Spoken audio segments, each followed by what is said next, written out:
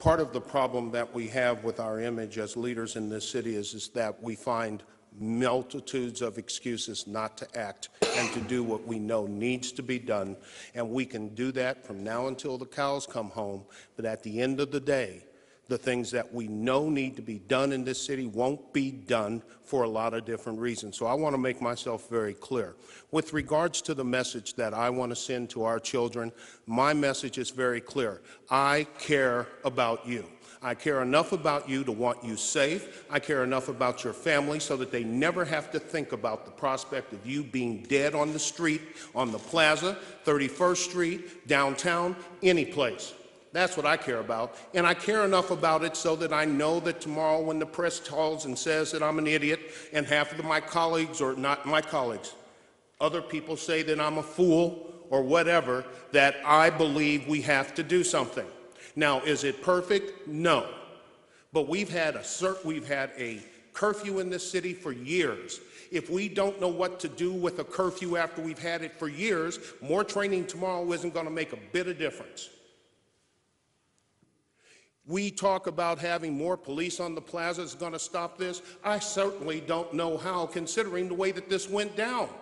There was an individual, there was a cop in a uniform standing on the corner by the Classic Cup. There was a cop in a uniform standing on the corner by the Cheesecake Factory, and the shooting took place right between them. So unless there's going to be a cop standing next to every single individual on the plaza, that's not going to ensure there's not going to be any violence.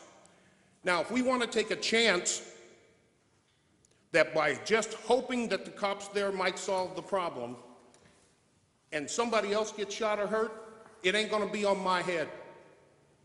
I won't deal with that. We know what we need to do.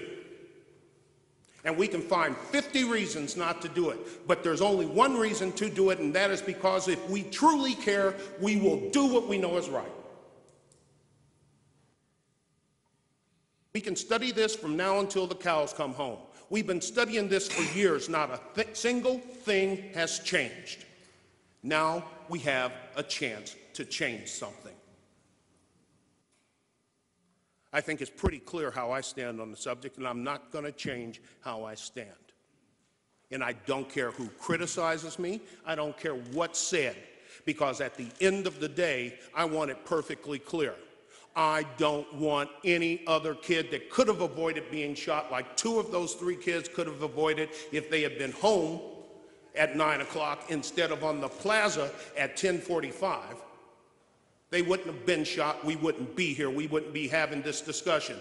And by the way, when I first walked onto the plaza, 4 horse cops had 7 kids, the youngest of which I believe was 10 years old, sitting on the corner because they were playing chicken with the cars in the middle of the intersection. 4 horse cops. Walk a block down the street, there's a cop car down there with the cherries going on and the lights are flashing, sitting there. Turn the corner, another. There were plainclothes officers, there were uniformed officers on that plaza. There were police all over the place. It didn't mean anything. If they don't have this ordinance, they have no law that's going to stop them from doing anything. They can't arrest them for trespassing. They can't arrest them for loitering. They can't do anything. And with regards to the quality of the kids on the plaza that night, let me tell you, it was sterling. It was sterling. I talked to a bunch of those kids. I talked to a 13-year-old girl from Raymore, been dropped off by her mother. Nice young lady. We had a great conversation. She had no idea when her mother was coming to pick her up. I talked to a 14-year-old boy from Raytown. He wants to go to law school. We talked about that. Great kid. Gonna go somewhere. I hope he wasn't the one that got shot. I talked to kids from all over this city down there that night. They were nice and by huge percentages very polite. But it only takes one idiot with a gun to ruin everybody's life.